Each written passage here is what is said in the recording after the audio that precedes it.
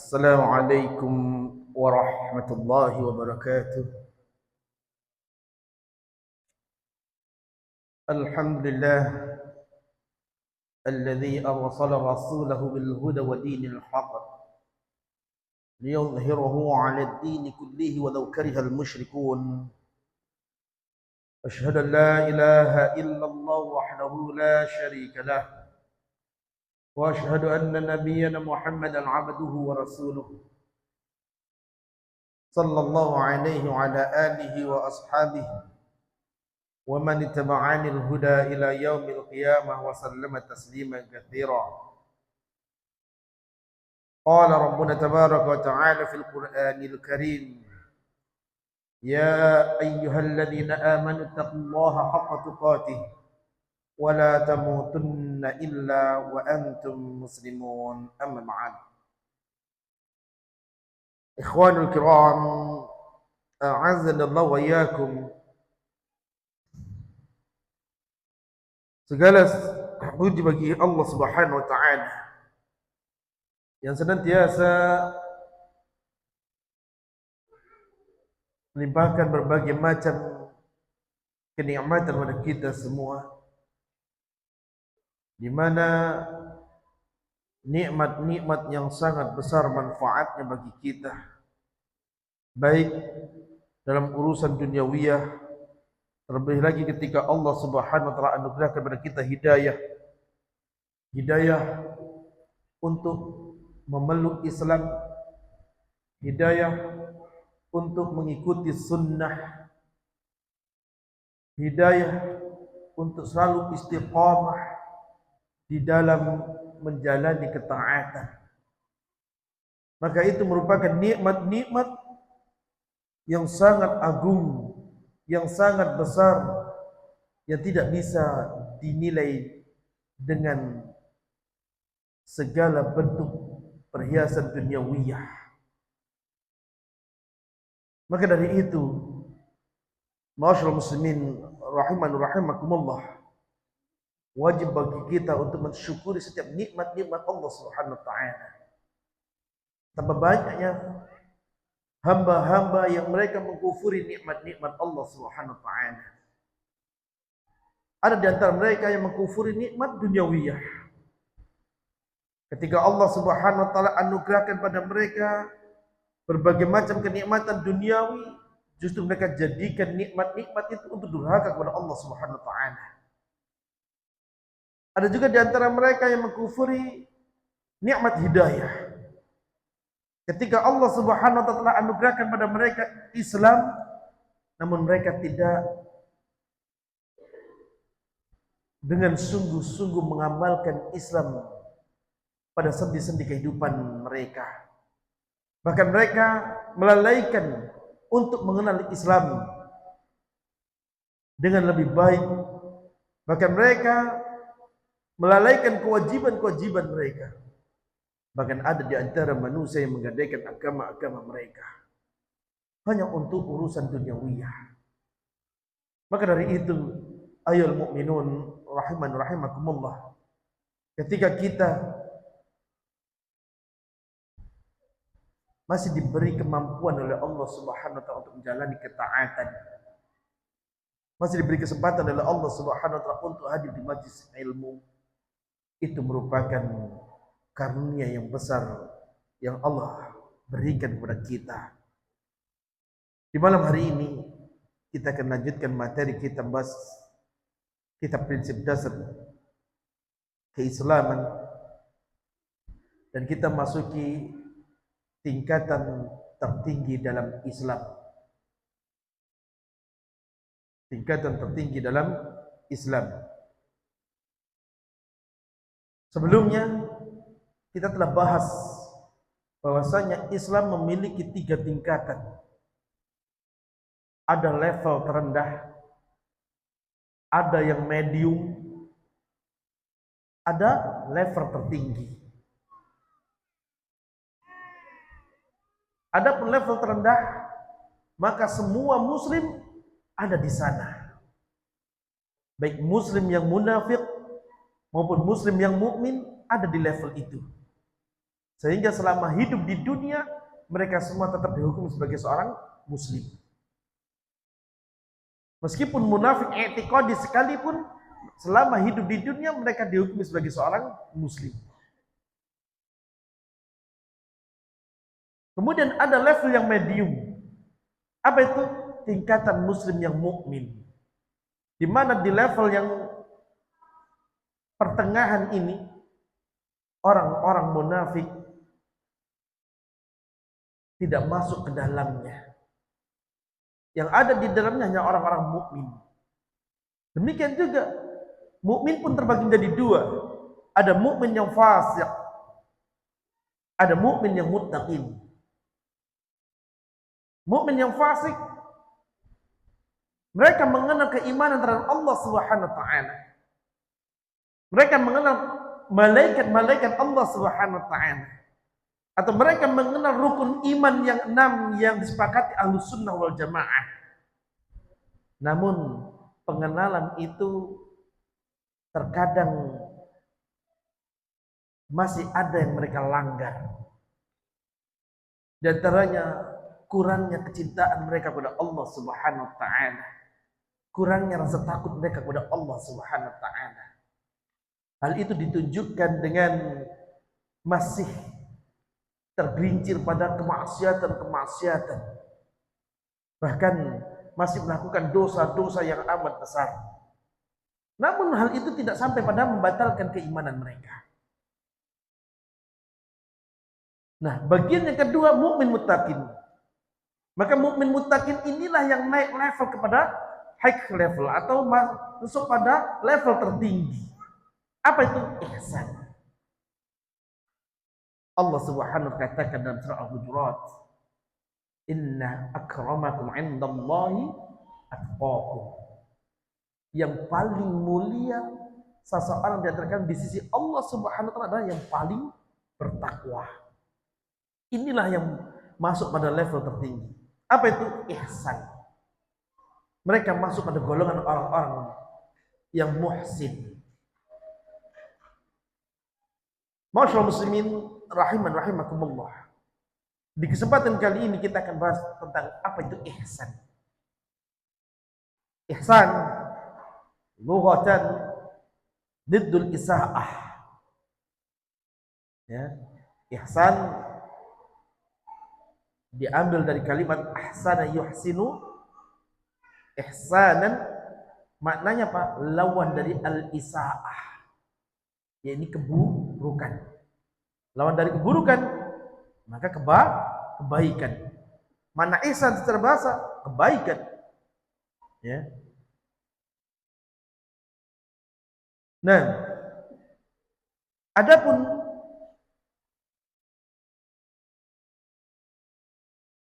secara syariat yang dimaksud ihsan oleh syariat yakni muraqabatullahi fis sirri wal 'ilan.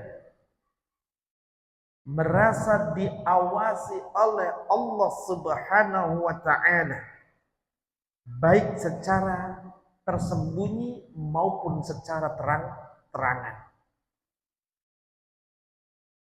Ya, ihsan ini apa? Seseorang yang sampai pada level merasa diawasi oleh Allah Subhanahu wa ta'ala baik secara tersembunyi maupun terang-terangan, baik secara sendirian maupun dikala ramai. Ini ihsan. Nah, wa huwa ruknun wahid. Ihsan itu memiliki satu rukun. Ihsan memiliki satu rukun. Sebagaimana yang disebutkan Nabi sallallahu alaihi wasallam ketika menjawab pertanyaan Jibril alaihi salam dalam hadis yang diriwayatkan oleh Imam Khattab radhiyallahu anhu dinukil Imam Muslim dalam kitab sahihnya. Ketika Jibril bertanya, "Ya Muhammad, akhbirni 'anil ihsan." Wahai Muhammad sallallahu alaihi wasallam, terangkan padaku tentang ihsan. Maka Nabi sallallahu alaihi wasallam menjawab ihsan dengan bentuk rukunnya. Kata Nabi sallallahu alaihi wasallam, "An ta'budallaha ka'annaka tarah, fa in lam takun tarahu fa innahu yarak." Ihsan itu adalah engkau beribadah kepada Allah Subhanahu wa taala seolah-olah melihatnya. Seolah-olah melihatnya. Bila mana engkau tak mampu melihatnya, ketahuilah Allah melihatmu. Fa innahu yarak, sungguhnya dia melihatmu. Jawaban Nabi sallallahu alaihi wasallam ditanya tentang ihsan, siapa ihsan dan siapa muhsin? Kata Nabi, orang yang bila mana dia beribadah kepada Allah Subhanahu wa taala seolah-olah dia sedang melihat Allah ada di hadapannya. Antum pernah kerja ikut orang? Kerja ikut orang atau kerja upahan? Ya? Entah buruh, entah karyawan. Kemudian saat mengerjakan tugas, bos ada di depan kita. Kita lihat bos ada di depan kita. Kira-kira bentuk kualitas kerjanya seperti apa? Dia nampakkan gaya kerja yang selengean atau gaya kerja yang serius? Kenapa? Karena dia ngelihat bos ada di dekat dia. Antum kerja, entah antum bagaikan tukang, ataukah mungkin antum bagaikan apa? Sebagai mungkin karyawan-karyawan dalam satu lembaga, atau mungkin antum sebagai apa? Ya, pegawai bawahan. Saat mengerjakan tugas, kita melihat pimpinan kita ada di situ. Maka apa yang kita saksikan? Orang itu pastikan kerjakan tugasnya dengan sebaik-baiknya. Maka Nabi mengatakan, orang yang ihsan atau orang yang muhsin itu apa? Ketika dia beribadah seolah-olah dia melihat Allah ada di depannya. Dia melihat Allah langsung. Untuk mengungkapkan betapa seriusnya dalam beribadah. Betapa seriusnya dia di dalam menjalani Islam. Betapa seriusnya dia di dalam mengamalkan syariat yang Allah turunkan. Ini dia. Coba kalau ada orang kerja, contoh tukang lah, kerja sebagai tukang, yang punya proyek nggak ada di situ dan nggak ada mandornya, kira-kira kerjanya seperti apa? Apa yang bisa kita bayangkan? Mungkin main-main, mungkin bercanda, target nggak sampai, kan gitu kan? Betul nggak? Iya. Anda nggak nyindir tukang ya? Mohon maaf kalau ada tukang di sini. Anda nggak nyindir tukang.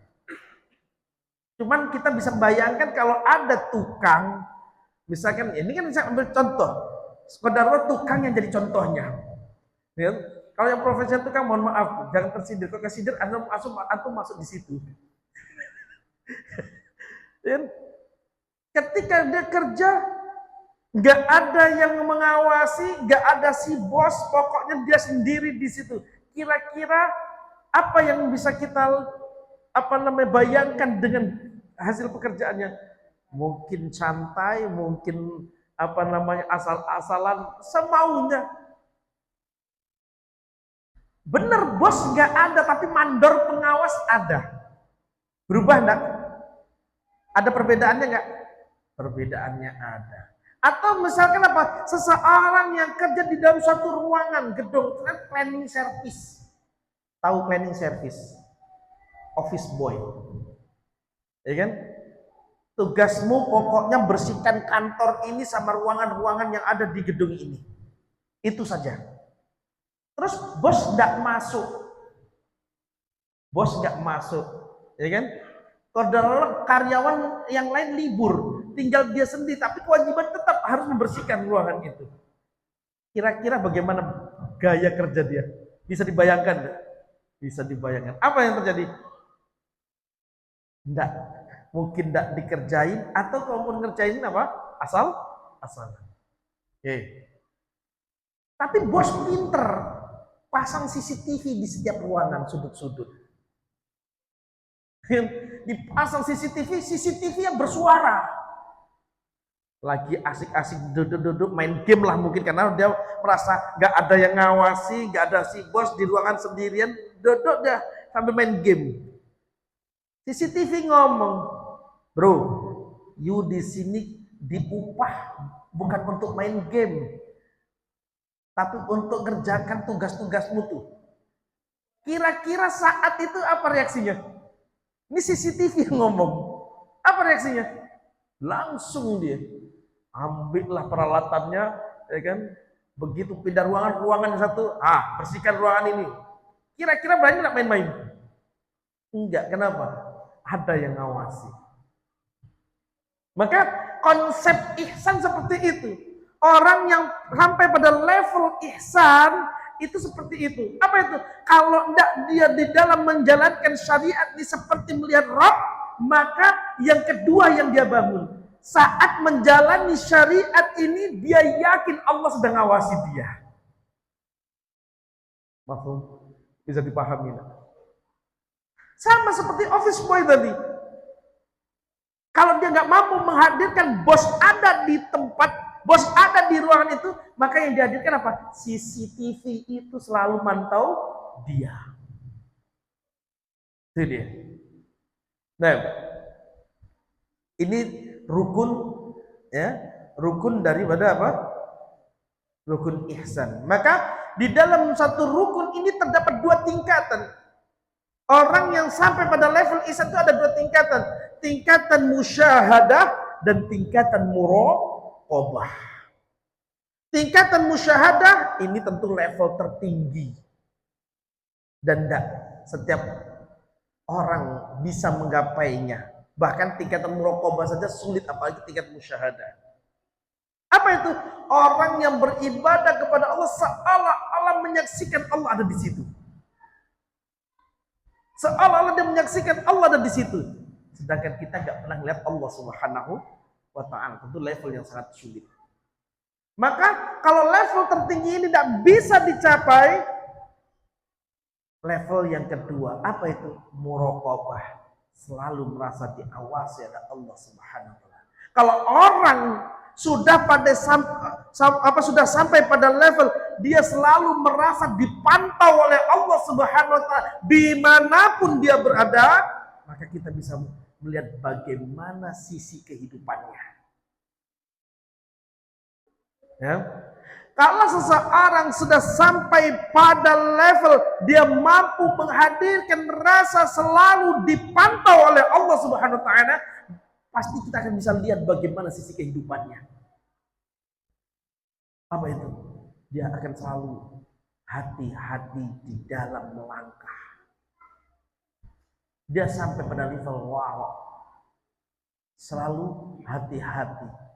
Hati-hati kalau dia berhati-hati, dia khawatir kalau ibadahnya tidak diterima oleh Allah Subhanahu wa Ta'ala.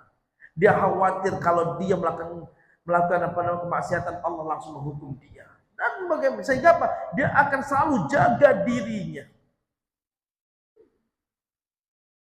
Inilah yang Allah katakan, wa amma man khafa maqama rabbih wa nahan nafs 'anil hawa fa innal jannata hiyal ma'wa. Dalam surah An-Nazi'at Allah katakan, kata Allah apa? Adapun orang yang selalu takut dengan kedudukan Rabbnya, dia selalu membangun rasa khaufnya kepada Allah Subhanahu wa Ta'ala, sehingga dengan rasa khauf itu sebagai bekal untuk menahan hawa nafsunya. Kata Allah, maka surga sebagai tempat kembalinya. Surga sebagai tempat kembalinya. Ayol mu'minun rahiman rahimakumullah.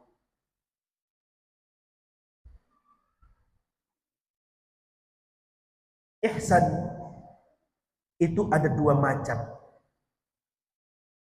Ihsan itu ada dua macam. Yang pertama, ihsanun ilal khalqi. Ihsan terhadap makhluk. Ihsan terhadap makhluk. Ini apa? Perbuatan baik kepada makhluk, di mana setiap makhluk akan mengatakan itu baik. Setiap makhluk sepakat itu perbuatan baik. Ya. Rasulullah sallallahu alaihi wasallam beliau bersabda, katabal ihsan ala kulli syai. Ya.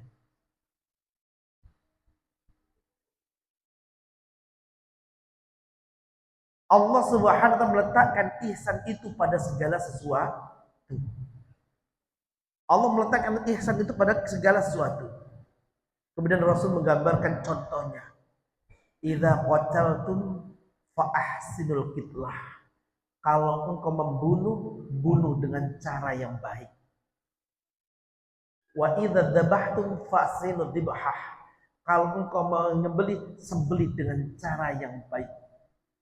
Di sini Rasul sallallahu alaihi wasallam menjelaskan kepada kita, membunuh itu ada etikanya, menyembelih pun ada etikanya. Sehingga apa? Ketika dia membunuh, bagaimana caranya yang dia bunuh tidak merasa disakiti. Contoh bunuh cicak, dianjurkan atau tidak? Diperintahkan atau tidak? Diperintahkan. Maka meskipun kita diperintahkan untuk membunuh cicak, bukan berarti kita diperbolehkan memutilasi cicak. Dipotong dulu kakinya. Ah, kau matilah kau. Ya, kau suka doain Nabi Ibrahim yo. Ya, dimutilasi. Ya. Kau niup-niup api yang Nabi Ibrahim yo. Tidak demikian. Ya. Tapi apa? Bila mana sekali bunuh dia langsung mati, pahalanya sangat besar. Nah, Islam mengatur demikian. Bayangkan, Islam itu agama yang indah. Keindahannya bisa dirasakan bagi mereka yang memiliki ilmu. Dalam hal membunuh saja ada aturannya. Demikian juga dalam menyembelih. Kita pun diperintahkan beretika. Gak boleh kita ngasah di depan ayam yang mau disembelih. Ayamnya dikurung di situ, letakkan batu asam di depannya. Itu yakin ayam itu masih punya perasaan. Berdesir dia. Kurang ajar nih Tuhan. Ini Tuhan, Masya Allah, aku diginikan. Tapi lihat bagaimana Rasulullah SAW mengajarkan etika. Ketika ada seseorang mengasah pisaunya, kemudian meletakkan kakinya di atas dombanya yang mau disembelih, maka Rasul menegurnya. Karena ihsan itu diletakkan dalam segala sesuatu. Kalau dengan hewan saja, Islam mengajarkan kita beretika. Dengan binatang saja Islam mengajarkan kita beretika, apalagi dengan manusia. Apalagi dengan manusia. Tentunya Islam sangat menjunjung tinggi etika. Innama bu'ithu liutammima makarimal akhlaq. Aku dididik untuk menyempurnakan akhlak manusia. Maka ihsan terhadap makhluk itu bisa dengan 4 hal. Yang pertama, bil mal, berbuat ihsan dengan makhluk dengan hartanya. Dia jadikan setiap harta yang Allah anugerahkan padanya sebagiannya untuk apa? Untuk membantu orang lain, untuk meringankan beban orang lain, untuk apa? Menolong orang lain. Ya. Digunakan hartanya dari apa yang Allah Subhanahu berikan padanya. Allah kata wa anfiqu mimma razaqnakum. Infakkanlah sebagian rizki yang kami berikan kepada kalian. Wa anfiqu mimma razaqnakum. Infakkanlah sebagian rizki dari apa yang kami berikan kepada kalian. Allah katakan, infakkan. Artinya apa? Harta yang kita miliki itu sejatinya milik Allah Subhanahu wa taala. Pemberian Allah Subhanahu wa taala tujuannya agar kita bisa beramal salih dengan harta tersebut. Itu tujuannya. Bukan untuk kita kuasai, bukan untuk kita tumpuk-tumpuk. Maka lihat bagaimana Allah Subhanahu wa taala mencela orang yang menumpuk-numpuk harta kemudian tidak bermanfaat.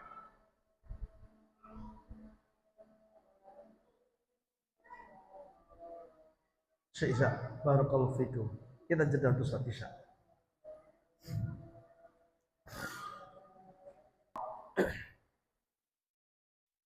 Akhwanul kiram, rahimani wa rahimakumullah.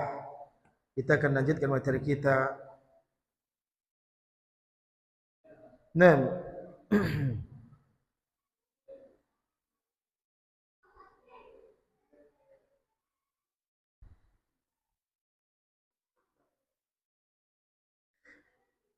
kemudian bentuk ihsan yang kedua dari ihsan kepada makhluk ini al-ihsan bil jah, berbuat baik melalui jabatan. Ayyuhal mukminun rahimakumullah. Sejatinya jabatan itu adalah amanah dari amanah-amanah yang Allah Subhanahu wa taala pikulkan pada hambanya. Jabatan itu adalah amanah yang merupakan amanah dari amanah-amanah yang Allah pikulkan kepada para hambanya. Maka barang siapa yang dia diserai satu jabatan untuk mengurusi kaum muslimin, kemudian dia gunakan jabatan itu untuk membantu kaum muslimin pada khususnya dan untuk membantu manusia pada umumnya, maka dia telah berbuat ihsan. Namun bila mana sebaliknya dia gunakan jabatan itu justru untuk mempersulit manusia, kaum muslimin pada khususnya, maka kelak dia akan dimintai pertanggungjawaban atasnya. Kullukum ra'in wa kullukum mas'ulun an ra'iyati. Setiap kalian adalah pemimpin dan kalian akan dimintai pertanggungjawaban atas kepemimpinannya. Maka dari itu masyaallah muslimin rahimakumullah, sejatinya memegang tampuk jabatan itu bukan perkara yang remeh, bukan perkara yang mudah. Ya. Bahkan Allah melaknat seorang pemimpin di mana rakyatnya tidak senang dengannya karena kedzalimannya. Ingat, rakyatnya tidak suka kepadanya karena kedzalimannya. Maka Allah melaknat pemimpin-pemimpin yang demikian. Ya, Allah melaknat pemimpin-pemimpin yang demikian. Kata Nabi sallallahu alaihi wasallam, ada 3 golongan yang dilaknat oleh Allah Subhanahu wa taala. Ya, ada 3 golongan yang dilaknat oleh Allah Subhanahu wa taala. Yang pertama, orang tua yang melakukan zina. Sudah tua, nampak ubannya. Padahal uban itu sejatinya sebagai tanda dari tanda-tanda kekuasaan Allah untuk menunjukkan pada dirinya bahwa dia sudah tua. Justru dia tidak sadar diri, dia jatuh pada perbuatan zina. Yang kedua, orang miskin yang sombong. Sudah miskin sombong, apalagi ada slogan yang aneh ya, biar miskin asal sombong. Ini satu slogan yang durhaka ini. Ya. Allah melaknat orang-orang yang miskin tapi sombong. Apa itu sombong? Tidak mau dinasehati. Ya. Bahkan dia merasa lebih baik daripada orang lain. Ini orang miskin punya karakter seperti ini karakter yang dilaknat. Yang ketiga apa? pemimpin yang dibenci oleh rakyatnya karena keburukannya atau karena buruknya dia di dalam memimpin. Ya. Buruknya dia di dalam memimpin. Ya. Sehingga apa? Athar atau pengaruh dari keburukannya tersebut membuat susah orang. Maka pemimpin yang seperti ini dilaknat oleh Allah Subhanahu wa taala. Maka dari itu, ketika seseorang diberi jabatan oleh Allah, apalagi jabatan-jabatan yang strategis, yang membatangkan banyak manfaat bagi manusia, gunakanlah jabatan itu untuk menolong manusia. Rubah slogan, ikuti syariat. Kata Nabi sallallahu alaihi wasallam, yassiru wa la tu'asiru. Mudahkanlah, jangan dipersulit. Jangan dibalik. Kalau bisa dipersulit, ngapa dipermudah? Ini salah. Ya, ini salah. Sering kita dapati, ya, jabatan-jabatan yang memiliki kewenangan untuk mengurusi kaum muslimin justru memegang slogan apa? Kalau bisa dipersulit, kenapa dipermudah? Ini masalah. Ya. Nah, yang ketiga, ihsan bil ilm, berbuat ihsan kepada makhluk dengan ilmu. Ilmu di sini umum, baik ilmu duniawiyah, terlebih lagi ilmu yang berkaitan dengan diniyah. Ya, ilmu yang berkaitan duniawiyah, apa itu? Ilmu yang dengannya bermanfaat untuk orang lain. Contoh, ya, misalkan mengajarkan bagaimana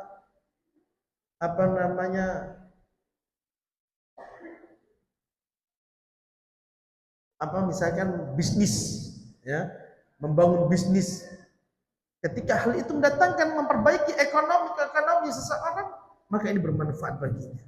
Atau mungkin teknisi, ya, dia mengajarkan bagaimana cara, ya, membangun jaringan instalasi listrik misalkan, dan yang lainnya. Bila mana ilmu itu bermanfaat, maka dia telah berbuat ihsan. Oleh karena kalau seandainya yang menemukan listrik itu seorang muslim, tentu apa? Kebaikannya sangat besar. Kalau yang menemukan listrik itu seorang muslim, tentu kebaikannya sangat besar. Demikian juga kalau yang menemukan lampu, ya, benda yang bisa merubah dari listrik menjadi cahaya, ini tentu kebaikan yang sangat banyak. Bayangkan dengan cahaya itu dia bisa membantu orang-orang yang tadinya di kegelapan tidak bisa belajar jadi bisa belajar, dan yang lainnya. Ya. Maka ilmu duniawi semacam ini bila mana diajarkan dan mendatangkan manfaat pada orang lain, maka ini juga bagian pada ihsan. Demikian juga termasuk diantaranya ilmu diniyah, dan ini lebih penting lagi. Bila mana dengan ilmu tersebut seseorang mendapatkan hidayah, dia mulai mengenal sunnah, dia mulai membangun ibadah kepada Allah di atas ilmu, dia mengikuti petunjuk-petunjuk Rasulullah SAW, setahap demi setahap dia memperbaiki agamanya sehingga dia bisa benar-benar mengikuti apa yang diajarkan Nabi SAW. Ini juga ihsan yang besar. Ya, ini ihsan yang besar. Maka dari itu kata Nabi sallallahu alaihi wasallam, "Idza mata ibnu Adam in qata'a 'amalu illa bi thalath." Bila mana seorang hamba wafat, anak keturunan Adam mati, maka amal-amalnya semua terputus. Jalur amalnya semua terputus. Kalau sudah wafat selesai, tidak ada lagi dia bisa beramal. Illa bi thalath, kecuali 3 hal. Nyatanya apa? Al-ilmu yantafa'u bih. Ilmu yang diambil manfaatnya. Ilmu yang memberikan manfaat. Nah, termasuk yang apa? Al-ihsan bil badan. Ya. Yang keempat, ihsan kepada makhluk menggunakan fisiknya, tenaganya. Dia membantu orang lain dengan tenaganya. Maka ini juga ihsan. Ya. Baik. Itu ihsan jenis pertama, yakni ihsanil khalq. ihsan kepada makhluk. Yang kedua, ihsan fi ibadatil khaliq. Ihsan di dalam membangun ibadah kepada sang khaliq. Ya. Inilah yang jadi materi kita sebenarnya di malam hari ini. Ihsan di dalam beribadah kepada Allah Subhanahu wa taala. Maka tadi sudah saya jelaskan, maka ihsan ini memiliki dua tingkatan. Ada tingkatan musyahadah, ada tingkatan muraqabah. Seandainya seseorang tak mampu sampai pada tingkatan musyahadah, minimalnya dia sampai pada tingkatan muraqabah. Ayol mukminun rahimakumullah. Hidup itu perlombaan. Hidup itu ibarat perlombaan. Kita sedang bersaing. Ya? Yang jadi pertanyaan, biasanya dalam perlombaan itu yang dikejar peringkat pertama, peringkat tertinggi, atau asal jadi peserta. Ada target enggak? Ada target enggak? Ada. Setiap peserta perlombaan pasti dia akan mengejar apa? Predikat terbaik. Dia ingin keluar dari arena perlombaan itu membawa apa? Menyandang nama yang harum, predikat terbaik. Inilah yang Allah Subhanahu wa taala tawarkan. Apa kata Allah? Fastabiqul khairat. Berlomba-lombalah kalian di dalam berbuat kebaikan. Artinya apa? Kita berlomba-lomba bersaing untuk apa? Untuk meraih inna akramakum indallahi atqakum. Untuk mengambil predikat tertinggi apa? Orang yang paling tinggi derajatnya di sisi Allah Subhanahu wa taala. Maka tidak ada derajat tertinggi di sisi Allah Subhanahu wa taala kecuali derajat ihsan. Oleh karenanya nggak cukup kita mukmin, tapi apa? Usahakan kita sampai pada derajat muhsin. Nah, gimana caranya kita biar sampai pada derajat ihsan? Lihat. Seseorang tidak akan pernah sampai pada derajat ihsan kecuali berbekal mahabbah wal khauf. Ini dia. Yang pertama apa? Dia berbekal mahabbah dan khauf. Membangun kecintaan kepada Allah Subhanahu wa taala dengan baik. Mencintai Allah, mencintai apapun yang dicintai oleh Allah, mencintai siapapun yang dicintai oleh Allah. Ini mahabbah. Demikian juga membenci apapun yang dibenci oleh Allah atau membenci siapapun yang dibenci oleh Allah. Ini mahabbah. Makanya Allah akan uji. Allah akan uji kecintaan kita. Semakin baik kecintaan seorang hamba kepada Rabbnya, akan semakin bagus dampak ubudiyahnya. Semakin baik kecintaan seorang hamba pada Rabbnya, akan semakin baik apa? Pengamalan dirinya terhadap syariat Allah Subhanahu wa taala. Demikian juga sebaliknya, semakin tipis kecintaannya kepada Allah, semakin buruk amalannya terhadap syariatnya. Semakin buruk kualitasnya. Ini penting untuk kita tahu. Ya? Dan Allah akan uji kecintaan kita. Indikatornya seperti apa? Oke. Indikatornya kecintaan kita baik atau buruk, buka surat At-Taubah ayat 24. Ya. Indikator kecintaan kita itu baik atau buruk, buka surat At-Taubah ayat 24. Apa sih kata Allah Subhanahu wa taala?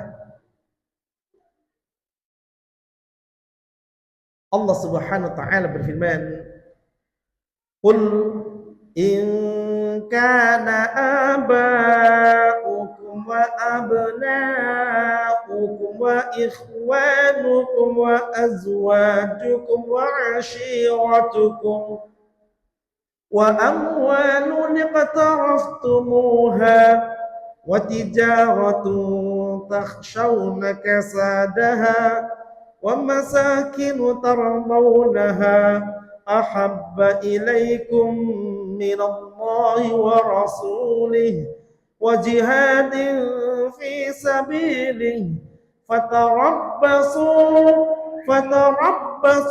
حتى يأتي الله بأمره والله لا يهدي القوم الفاسقين.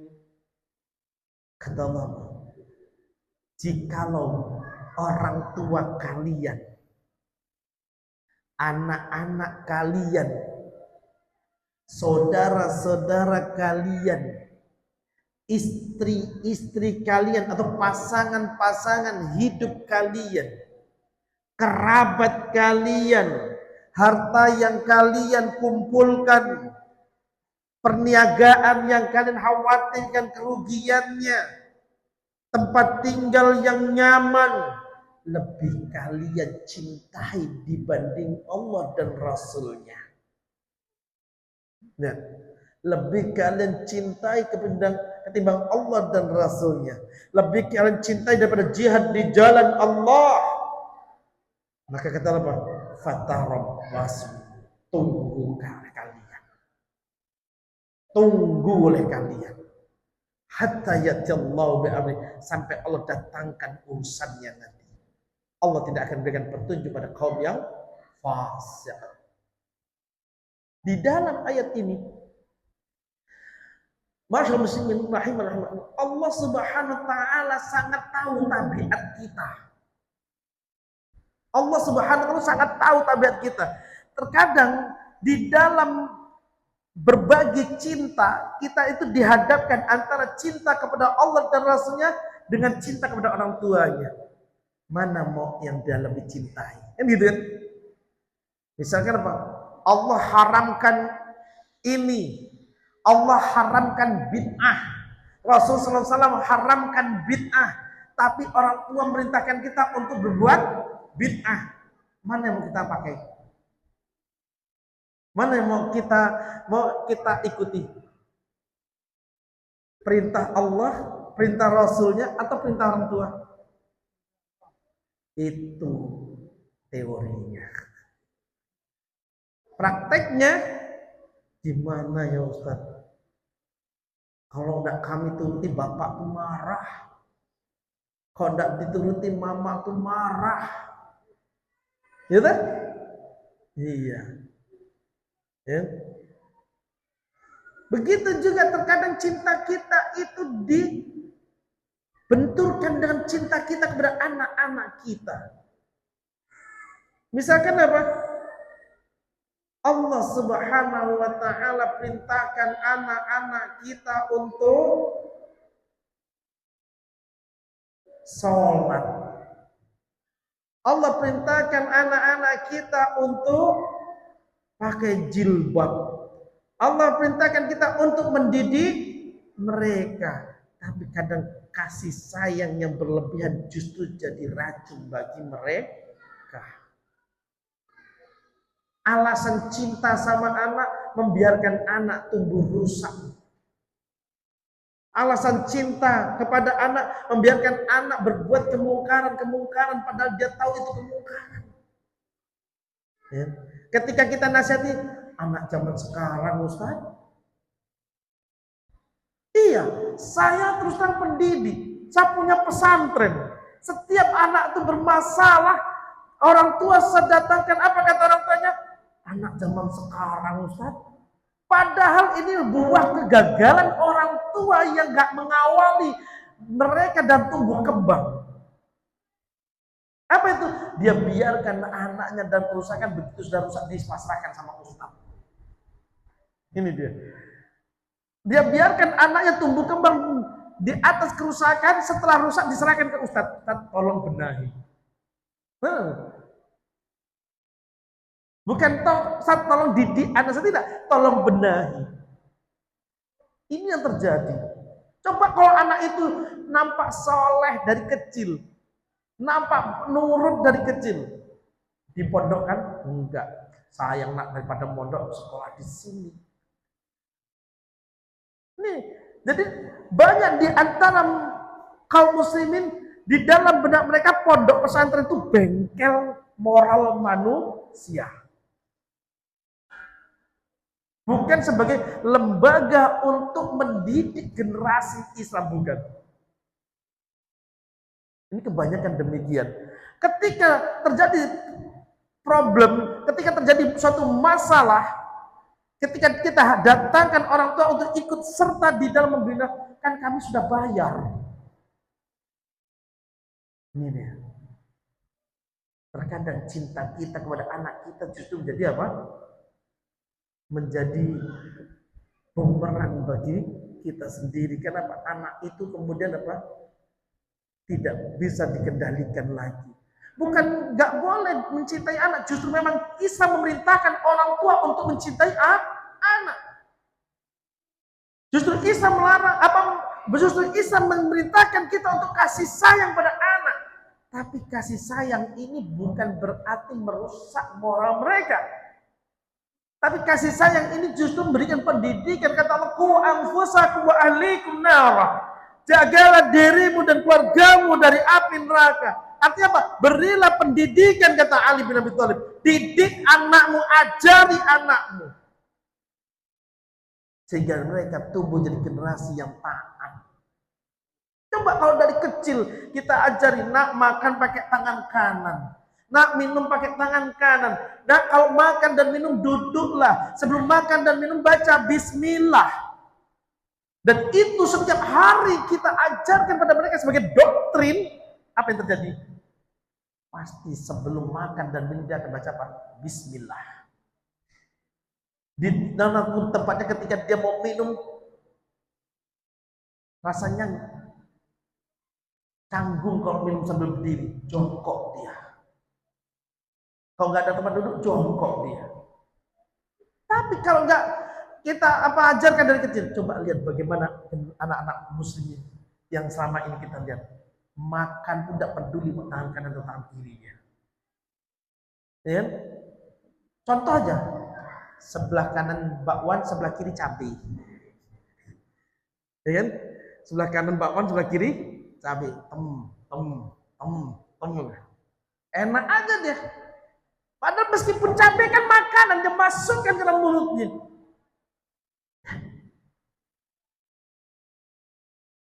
Maka Allah adatkan kita untuk apa? Dipuji. Apakah kamu mencintai Allah atau mencintai anakmu? Demikian juga terkadang alasan mencintai istri. Ini juga kalau suaminya pejabat, lokak korupsi. Ya? Mas, mumpung jabat, mas. Kirimlah ke rekening 10 juta. Kalau istri-istrinya durhaka demikian, menjerumuskan suaminya. Maka Allah katakan, ya ayyuhalladzina amanu inna min azwajikum wa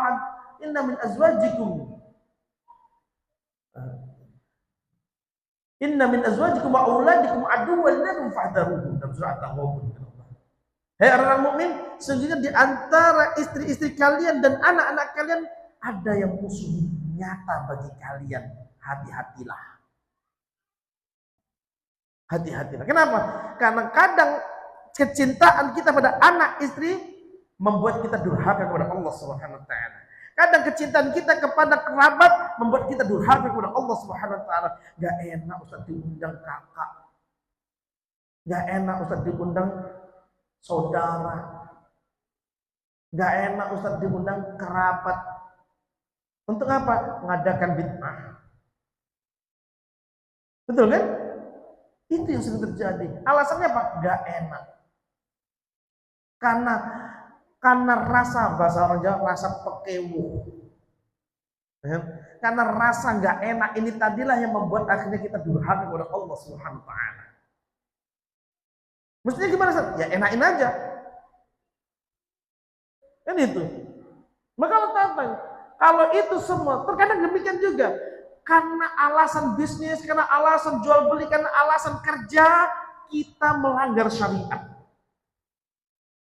Maka Allah tantang, mana yang kamu cintai, Allah dan Rasulnya atau pekerjaanmu? Kalau sudah tahu pekerjaanmu itu melanggar syariat, kenapa kamu turuti? Kan gitu. Allah tantang, mana yang kamu cintai? Pekerjaanmu atau Allah Subhanahu wa taala dan Rasulnya? Allah Subhanahu wa taala. Wa amwalun iqtartumuha wa tijaratun tahsawna kasadaha. Wa tijaratun tahsawna kasadaha, dan bisnis yang kalian khawatirkan kerugiannya. Wa masakin tardawnaha, atau tempat tinggal yang nyaman. Hai, nak berangkat ngaji sayang ninggalin rumah. Ya? Kajian dia sekarang, aduh, tahu nyaman rumah ini. Sehingga apa? Berat untuk apa? Pergi untuk belajar, pergi untuk menuntut ilmu, pergi untuk ya, urusan-urusan apa dunia dan yang lain. Maka dari itu, masyaallah muslimin rahimakumullah, perbaiki cinta kita kepada Allah Subhanahu wa taala. Karena modal utama untuk sampai pada derajat ihsan, cinta, membangun kecintaan yang baik kepada Allah Subhanahu wa taala. Apa bentuk cinta kita yang baik-baik? Allah katakan dalam surah Ali Imran ayat 31. Ya, dalam surah Ali Imran ayat 31. Apa kata Allah? Qul in kuntum tuhibbunallah fattabi'uni yuhibbukumullah wa yaghfir lakum dhunubakum. Dan kata Allah, katakan kepada mereka, wahai Muhammad sallallahu alaihi wasallam, jika kalian benar-benar mencintai Allah, kalau kalian jujur mencintai Allah, fattabi'uni, ikuti aku. Standar kecintaan yang benar, kalian ngikuti aku, kata Rasulullah SAW. Dan kita tahu bagaimana Rasulullah SAW sukses di dalam membangun hubungan cinta dengan Allah SWT. Sampai Rasul diangkat sebagai Khalil. Ya? Rasul diangkat jadi Khalil, dan di dunia ini Allah cuma memiliki 2 Khalil. Ibrahim alaihissalam dan cucunya Muhammad sallallahu alaihi wasallam. Itu Khalil, kekasih Allah Subhanahu wa taala. Maka kalau kalian benar-benar mencintailah, ikuti aku. Aku sudah sukses dalam membangun kecintaan dengan Allah Subhanahu wa taala. Tentunya ketika kita mencintai Allah, ujiannya sangat berat. Nggak bisa cuma omdo ngomong doang, nggak bisa. Anda mencintai Allah, tapi di sisi lain masih nyakiti. Ya kan? Sama kayak suami-suami KDRT. Ya kan? Habis nampar istrinya dia ngomong apa? Anda mencintaimu. Masing dia. Habis mukul istrinya dia bilang apa? Aku cinta padamu. Kira-kira bisa diterima enggak? Bisa diterima enggak ungkapannya? Ya? Enggak bisa diterima. Gimana dia bisa mengatakan cinta sama istrinya kalau habis mukuli? Bayangkan. Sama. Gimana dia bisa mengatakan cinta kepada Allah tapi tiap hari menyakitinya? Apa bentuk menyakiti Allah SWT? Selalu bermaksiat kepadanya. Dan itu. Maka Allah katakan, in kuntum tuhibbunallah fattabi'uni, kata Rasul. Kalau kalian benar-benar mencintai Allah, ikuti aku. Yuhibbukumullah wa yaghfir lakum dzunubakum. Allah pasti akan mencintai kalian dan mengampuni dosa kalian. Itu dia. Yang kedua apa? Membangun khauf, rasa takut. Membangun khauf, rasa takut. Ya. Jadi kita berhasil membangun rasa takut kita kepada Allah Subhanahu wa taala, sampai-sampai rasa takut itulah yang menghantarkan kita pada tingkat muraqabah, rasa diawasi. Antum takut ketika kita takut dengan seseorang, ya? Kita misalkan apa? Takut dengan bos, dan kita berada di kawasan wilayah si bos. Maka apa yang dilakukan oleh orang tersebut? Selalu waspada. Dengan apa? keberadaan si bos. Sama. Ketika seseorang berada di kawasan Allah Subhanahu wa taala, di kawasan batasan-batasan Allah Subhanahu wa taala, dia selalu merasa khawatir diawasi oleh Allah Subhanahu wa taala. Sehingga apa? Dia tidak akan melampaui batasan-batasan Allah Subhanahu wa taala. Apa batasan Allah? Maharimu, perkara yang diharamkannya. Sehingga rasa takut ini membentengi kita dari apa? Jatuh pada perkara-perkara yang haram. Apa bentuk perkara yang haram itu? Ada dua. Meninggalkan perintah atau menerjang larangan. Itu perkara yang haram. Sehingga apa? Ketika kita memiliki rasa takut yang kuat kepada Allah SWT, ini perintah bukan perintah, dia nggak berani tinggalkan. Ini perintah Allah. Kalau sudah perintah nggak berani, nggak ada toleransi dia. Terus ini diharamkan atau tidak? Diharamkan, dia nggak berani terjang. Itu diharamkan oleh Allah, nggak berani. Kenapa? Kalau andaikan aku nggak bisa melihat Allah, pasti Allah melihat aku. Ini dia. Ketika hal itu dimiliki oleh seorang hamba, maka apa yang terjadi? Dia akan tumbuh kembang di dalam menjalani kehidupan ini dengan penuh ketaatan. Ustaz, gimana untuk bisa membangun mahabbah ilallah ta'ala, atau bisa bagaimana bisa membangun khauf Allah ta'ala? Bagaimana kita bisa membangun kecintaan dan rasa takut kepada Allah Subhanahu wa taala? Yang pertama, kenali nama-nama Allah Subhanahu wa taala. Kenali nama-nama Allah. Pelajari Asmaul Husna. Bukankah Allah As-Sami? Mana As-Sami? Apa arti As-Sami? Maha mendengar. Apa yang kita pahami dari nama Maha mendengar? Pendengaran Allah Subhanahu wa taala itu menjangkau segala sesuatu. Gak ada segala sesuatu dari makhluknya yang luput dari jangkauan pendengaran Allah Subhanahu wa taala. Suara sekecil apapun Allah dengar. Artinya apa? Kalau ngomong, hati-hati. Allah As-Sami. Kalau ngomong, hati-hati. Kenapa? Karena salah ngomong pasti dicatat. Ma yalfidhu min qawlin illa ladai raqibun atid. Tak ada satu kata pun yang keluar dari mulut yang pasti ada yang nulis. Selesai. Nak ngomong sebelum mangap, pikir dulu. Ini dicintai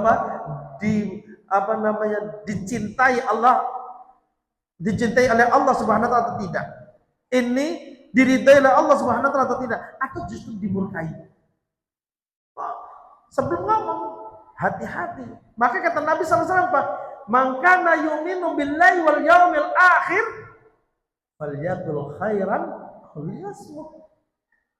Siapapun yang beriman kepada Allah, dia yakin Allah Maha mendengar, dia yakin Allah Maha mengetahui, dan dia beriman dan hari akhir, bahwasanya di hari akhir ada pembalasan amal-amal, maka bicara yang baik atau lebih baik diam. Hingga bayangkan betapa simpelnya ajaran Islam. Dan pembicaraan itu bisa qaul kalam, bisa qaul jari. Bisa ucapan, bisa apa? Kalau zaman sekarang bisa apa? Jari. Tetek. Apa? Komen netizen.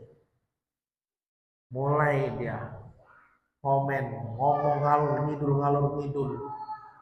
Hati-hati. Apa kata para ulama? Mereka mengatakan, sebelum kami menulis, kami akan pikirkan apa yang kami tulis. Ya? Karena kami tahu tangan yang kami gunakan untuk menulis itu tidak abadi. Tapi tulisan kami pasti abadi. Paham ya? Kami sebelum menulis, kami pikirkan apa yang kami tulis. Karena kami tahu tangan yang kami gunakan untuk menulis tidak pernah abadi, tidak akan abadi. Kenapa? Pasti mati. Emang kalau udah mati beres? Enggak. Yang kami tulis itu pasti abadi. Kenapa? Karena dicatat malaikat. Kitab yang kami tulis itu dicatat oleh malaikat. Isinya kalau kedustaan, maka kami tanggung kedustaan itu. Kalau isinya kesesatan, maka kami tanggung kesesatan itu. Hati-hati para ulama di dalam menulis. Muncul zaman sekarang orang apa? Gampangnya nulis. Gak peduli itu sesat atau tidak. Kemudian dia terbang. Gampang zaman sekarang nulis berita hoax. Hati-hati. Lihat. Ya kan, kenapa dengan Asmaul Husna? Bukankah di Asmaul Husna ada Al-Basir yang maha melihat? Artinya apa? Penglihatan Allah menjangkau seluruh makhluknya. Semua makhluknya nggak ada yang luput dari pandangan Allah Subhanahu wa taala. Maka gerakan apapun yang kita lakukan akan terekam semuanya. Gerakan apapun yang kita lakukan akan ada pertanggungjawaban atasnya.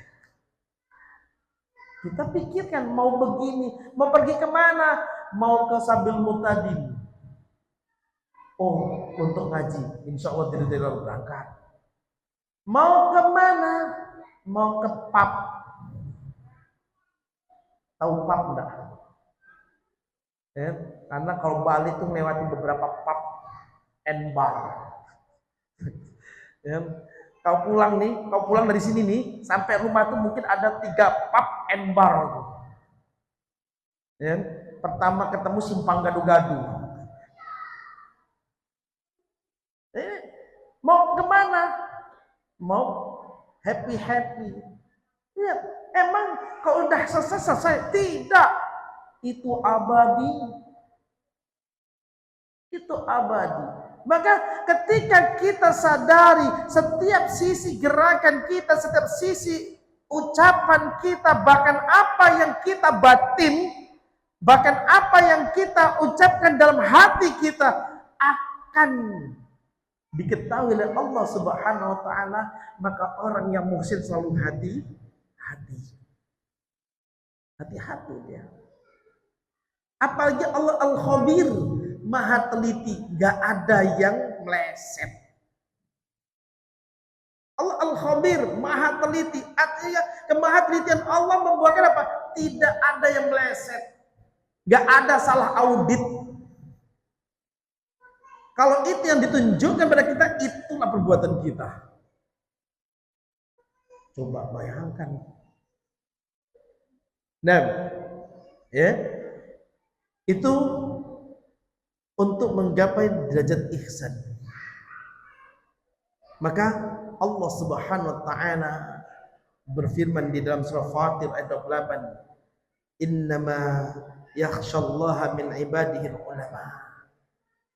Yang paling takut kepada Allah di antara hamba-hambanya adalah para ulama. Kenapa para ulama itu begitu takut kepada Allah Subhanahu wa taala? Baca Al-Qur'an menangis, berzikir menangis, karena mereka mengenal siapa Rabb yang mereka sembah. Karena mereka mengenal Rabb yang menciptakan mereka. Sehingga rasa takut itu menyelimuti mereka. Itu dia. Yang kedua, untuk kita bisa menggapai level ihsan, kata para ulama, taqwiyatul iman bil yaumil akhir. Kuatkan keimanan kita terhadap hari akhir. Dongkrak keimanan kita terhadap hari akhir. Kita lihat Allah Subhanahu wa taala di dalam Al-Qur'an sering menggandengkan keimanan kepada Allah, keimanan dengan hari akhir untuk menyampaikan sesuatu. Ya? Keimanan kepada Allah, keimanan dengan hari akhir untuk memberitakan sesuatu. Demikian juga Nabi SAW sering menggandengkan keimanan kepada Allah, keimanan dengan hari akhir untuk menghukumi sesuatu. Ini menunjukkan bahwasanya ketika seseorang benar-benar kuat keimanannya kepada Allah dan kuat keimanan dan hari akhir, dia akan patuh dengan hukum-hukum yang ditegakkan. Dia akan patuh dan hukum-hukum ditegakkan. Baik hukum yang berkaitan dengan perintah atau hukum yang berkaitan dengan larangan. Nah, maka Allah Subhanahu wa taala berfirman dalam surah Al-Baqarah ayat 281. Ayat 281. Apa kata Allah?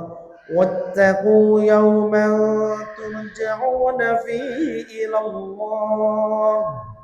Takutlah kalian kepada hari di mana kalian dikembalikan kepada Allah Subhanahu wa taala.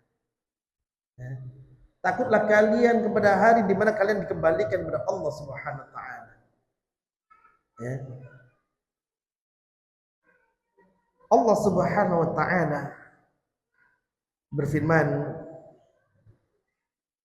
di dalam surah An-Naba. Ya. Dalam surah An-Naba di ayat yang terakhir kata Allah Subhanahu wa taala, inna anzarnakum 'adzaban qariba. Sungguh kami peringatkan, ya. Sungguh kami peringatkan kalian terhadap azab yang begitu dekat. Sungguh kami peringatkan kalian terhadap azab yang begitu dekat. Kenapa Allah katakan di sini azaban qariba? Karena kematian itu nggak ada yang tahu. Siapa yang tahu kok besok hari terakhir bagi kita? Atau siapa yang tahu malam ini malam terakhir? Maka Allah katakan inna anzarnakum azaban qariba. Sungguh kami telah peringatkan kalian dengan azab yang begitu dekat. Yauma yanzurul mar'u ma qaddamat yadah. Hari di mana seseorang akan melihat hasil usahanya. Hari di mana seseorang akan melihat buah kerjanya selama di dunia. Apakah dia termasuk hamba yang mukmin atau yang fasik? Maka Allah katakan di sini Allah sebutkan bagaimana kecemasan orang-orang kafir. Apa kata Allah? Wa yaqulul kafiru ya laitani kuntu turaba. Orang kafir saat itu baru bisa ngomong, ya Allah, jadikan kami tanah saja. Andaikan aku menjadi tanah. Ya laitani, ungkapan enggak, laita itu untuk ungkapan yang mustahil. Dalam bahasa Arab laita itu untuk ungkapan mustahil. Dia mengungkapkan berharap sesuatu padahal apa yang diharapkan sangat mustahil. Apa itu? Dia berharap bisa jadi tanah. Andaikan aku menjadi tanah saja, mustahil.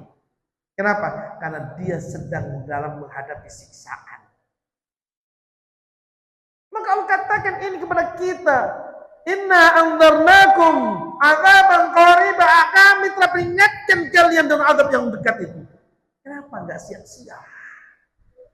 Kenapa enggak cari benteng untuk melindungi kalian darinya? Nah, kemudian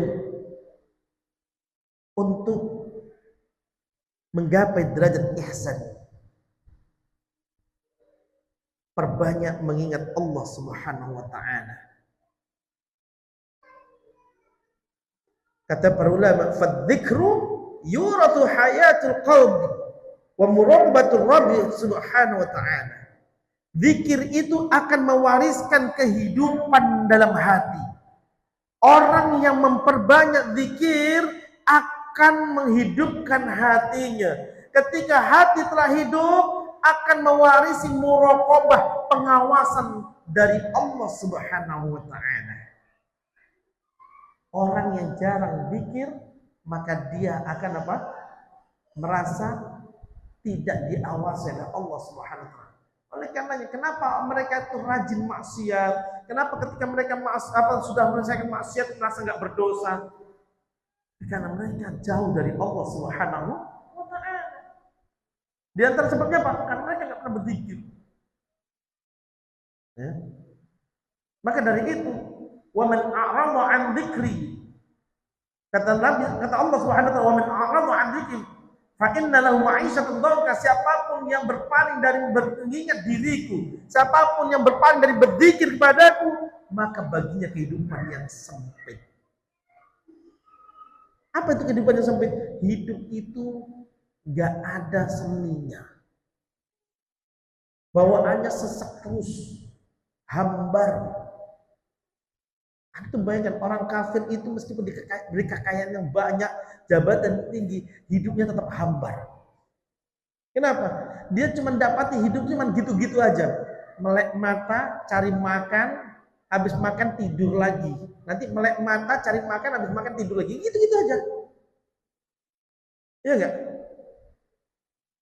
Maka kalau kita tanya, hidup makan untuk apa? Untuk hidup. Nanti kita tanya, kalau sudah hidup untuk apa? Untuk makan. Kan tahunya dia cuma kerja, makan, tidur, kerja, makan, tidur, kan gitu kan? Rotasi kehidupannya cuma kerja, makan, tidur, bangun, makan, kerja, makan, tidur, gitu lagi. Nggak ada yang lainnya. Tahu-tahu apa? Mati. Bayangkan, kok gaya hidup yang semacam ini dicemburu? Karena pernah sampai kepada saya pertanyaan, Ustadz, kenapa orang-orang kafir itu kok dikasih kaya sama Allah? Ustadz, kenapa orang-orang kafir itu kok punya jabatan? Kami sholat, kami puasa, nggak punya kaya, nggak punya jabatan. Orang kehidupan kayak gitu kok dicemburui. Kalau Anda masih sholat, dan Anda bisa merasakan nikmatnya sholat, kalau Anda masih bisa beribadah dan Anda bisa merasakan nikmatnya ibadah, itu kenikmatannya nggak bisa dibayar dengan kekayaan orang kafir kalau dikumpulkan semuanya. Ketika kita bisa merasakan nikmatnya sholat, nikmatnya ibadah, maka kenikmatan itu nggak bisa dibayar oleh orang kafir. Bila mana orang kafir semuanya bersatu, kekayaan dijadikan satu untuk mendapatkan itu nggak bisa. Kok dicemburui? Karena kebahagiaan itu letaknya pada apa? Nikmatnya ibadah. Ya. Allah bidzikrillah tatmainnul qulub, kata Allah. Ketahuilah, hanya dengan mengingat Allah hati kita akan merasakan ketentraman. Hati kita akan merasakan ketenangan. Tapi kalau kita jauh dari zikir, yang berapa? 4.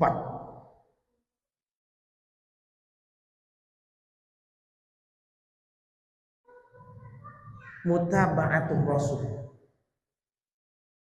Untuk sampai pada derajat ihsan, hanya bisa mengikuti ajarannya Rasulullah Sallallahu Alaihi Wasallam. Untuk sampai pada derajat ihsan itu nggak bisa jalan yang lain kecuali cuma mengikuti petunjuk Rasulullah Sallallahu Alaihi Wasallam. Kenapa? Karena Allah sudah menerangkan pada kita dalam surah Al-Ahzab ayat 21. Laqad kana lakum fi Rasulillahi uswatun hasanah. Sungguh telah ada teladan terbaik untuk kalian pada diri Rasulullah Sallallahu Alaihi Wasallam. Artinya kalau kalian ingin sampai pada predikat terbaik, ikuti Rasulullah Sallallahu Alaihi Wasallam, karena itulah teladan bagi kalian.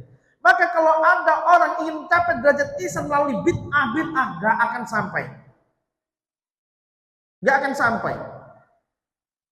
Mau dia kumpulkan dari mulai melek sampai tidur, ngamalkan bid'ah seumur sehari-harinya, gak akan sampai. Justru bid'ah itu yang menjauhkan mereka dari predikat ihsan. Kenapa? Karena bid'ah merupakan dosa besar yang amat besar di dalam syariat Islam. Itu dia. Jadi orang mau mencapai derajat ihsan, kalau dalam dunia tasawuf mau sampai pada derajat makrifat. Kemudian dengan meninggalkan syariat, apa? Meninggalkan bimbingan Rasulullah Sallallahu Alaihi Wasallam, mengambil petunjuk yang lain dari selain Rasulullah Sallallahu Alaihi Wasallam, selesai. Dia nggak akan sampai padanya. Maka dari itu, ma'asyiral muslimin rahimakumullah, mengikuti sunnah, mengikuti petunjuk Nabi Sallallahu Alaihi Wasallam di dalam mengamalkan dinul Islam yang sempurna ini suatu kepastian dan suatu kemestian. Nggak ada jalan yang lain. Kalau antum ingin sampai pada predikat terbaik dari predikat yang digapai oleh para hamba, cuma satu jalannya: taati Rasul Sallallahu Alaihi Wasallam. Ya. Apa kata Allah dalam surah An-Nisa ayat 59? Ati'ullah wa ati'ur Rasul. Fa in tanaza'tum fi syai'in farudduhu ila Allah war Rasul.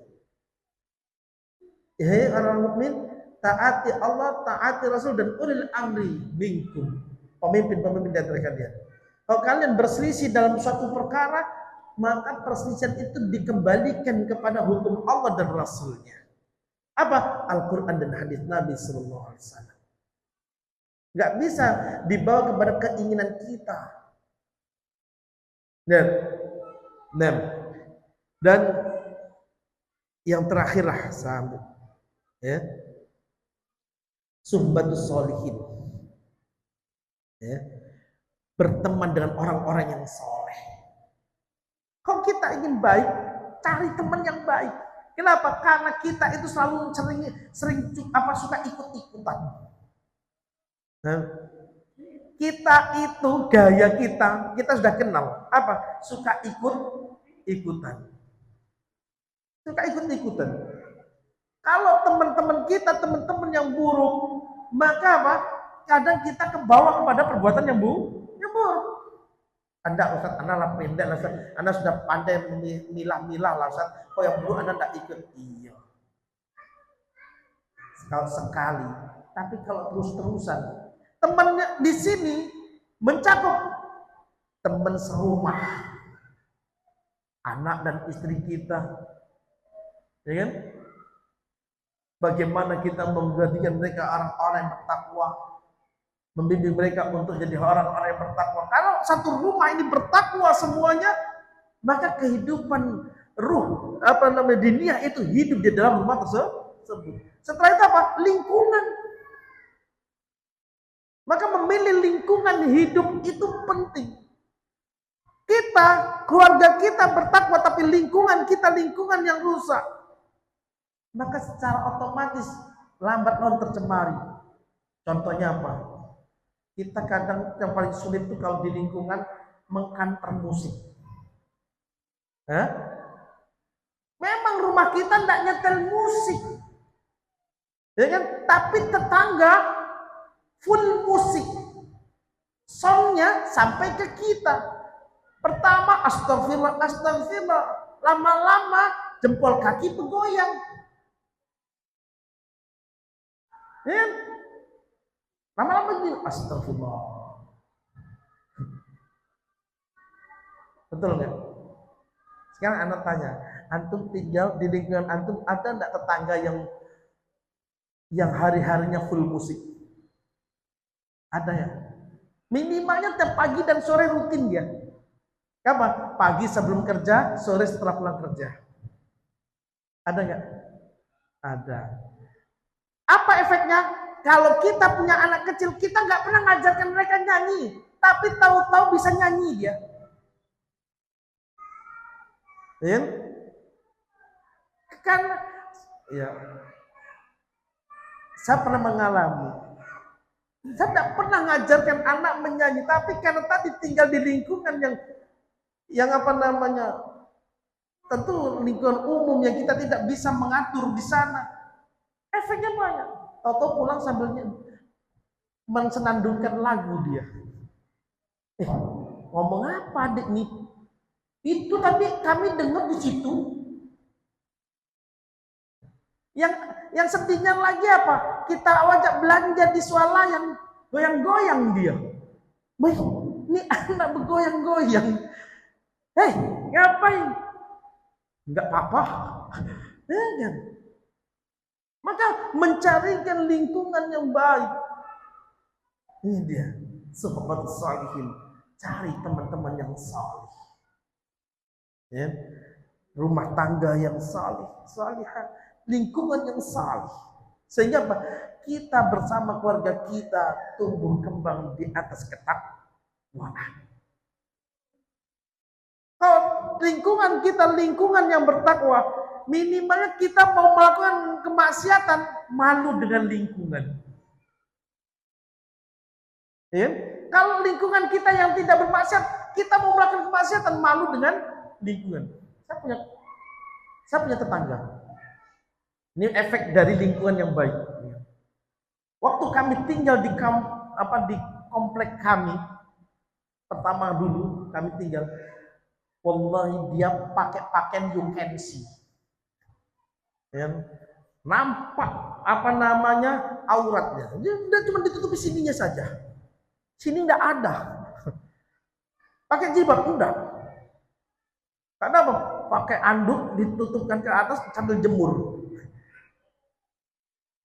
Kemudian apa? Datang seseorang nasihati.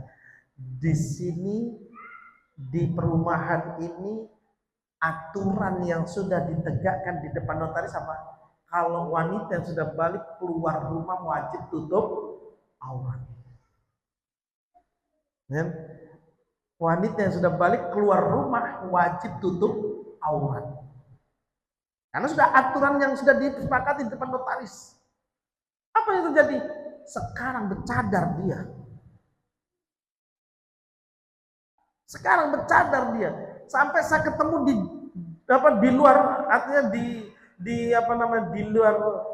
luar bukan luar kampung, bahkan di tengah kota, dia masih pakai cadarnya. Efek dari apa? Lingkungan. Bayangkan, karena dia memiliki lingkungan yang membina dia untuk menutup aurat, maka itu berefek sampai dia keluar pun pulang ke rumahnya, ke orang tuanya, tetap dia pakai pakaian yang dia pakai di lingkungannya. Saat ditelepon seseorang, Ustaz, masih ada rumah enggak di situ? Di kompleks itu. Habis kata saya. Sudah tidak ada lagi, dah laku semua, sudah ditempati. Kenapa memang? Aku mau beli untuk anak istriku. Aku ini berapa kali ngajarin mereka suruh pakai jilbab, susah nih. Begitu saya punya tetangga kami di sini, kami lihat bagaimana kehidupannya, kami lihat bagaimana aurat istrinya. Kemarin waktu lebaran saya lihat sudah bercadar dia. Kemudian saya tanya, tinggal di mana? Di komplek A. Oh, ada Ustadz Fulan. Iya, kami tetanggaan. Dia cerita. Dia minta tarik rumah di situ, kenapa? Dia lihat tetangganya yang dulu dia lihat auratnya, kemudian setelah setahun tidak pernah pulang, di waktu lebaran ketemu lagi, kalau lihat suaminya baru tahu itu istrinya. Karena kenal suaminya. Kamu dengan siapa? Dengan keluarga. Mana? Tuh. Saya langsung pegang dada saya, gimana cara didik anak istri saya. Alhamdulillah. Jadi lingkungan itu penting. Lingkungan itu penting. Maka saya katakan di sini tanah masih luas. Mudah-mudahan kedepannya bisa membangun satu lingkungan yang bertakwa kepada Allah Subhanahu wa Ta'ala. Tapi saya sampaikan kepada siapapun nanti yang menjadi panitia penjualan perumahan di sini, buat aturan-aturan yang harus disepakati di depan notaris. Sehingga siapapun yang tinggal di sini, meskipun dia kontrakkan, maka yang kontrak pun harus mengikuti aturan. Itu yang kami buat di komplek kami. Di komplek kami, komplek khusus muslim. Suatu hari ada yang pemilik rumah ini mengontrakkan kepada non-muslim. Kami bukan rasisme, tapi ada aturan yang sudah disepakati dan dinotariskan. Kami sampaikan, apakah pemilik rumah tidak menyampaikan bahasanya di sini komplek muslim? Tidak, berarti bukan kesalahan Anda. kami kasih waktu, tenggang waktu setengah bulan untuk cari tempat yang lain, atau Anda masuk Islam. Akhirnya dia lebih baik keluar. Ya kan? Tapi kami kasih tenggang waktu setengah bulan. Kalian minta uang dari pemilik rumah ini dikembalikan. Akhirnya kami bantu untuk mengurusnya. Karena memang itu aturan. Ya? Maka demikian juga ketika dikontrak oleh orang yang tadi nggak pakai jilbab, ya kami sampaikan aturan di sini sudah dinotariskan. Apakah pemilik rumah tidak menyampaikan? Disampaikan. Maka Anda wajib mengikutinya. Itu dia pentingnya memiliki tempat tinggal yang baik. Kenapa? Anak kita akan mengikuti siapa yang jadi teman dekatnya. Kita nggak mungkin mantau 24 jam. Pasti dia punya teman-teman terdekat. Maka ketika teman-teman dekatnya anak-anak yang salih, maka dia akan tumbuh di atas ketakwaan. Tapi kalau teman-teman dekatnya anak-anak yang rusak, la haula wala quwwata illa billah, naudzubillah. Di zaman yang kita hidup, zaman sekarang, tentu itu ya nilai yang sangat mahal. Wallahu ta'ala a'lam. Sampai sini ada pertanyaan, saya persilahkan.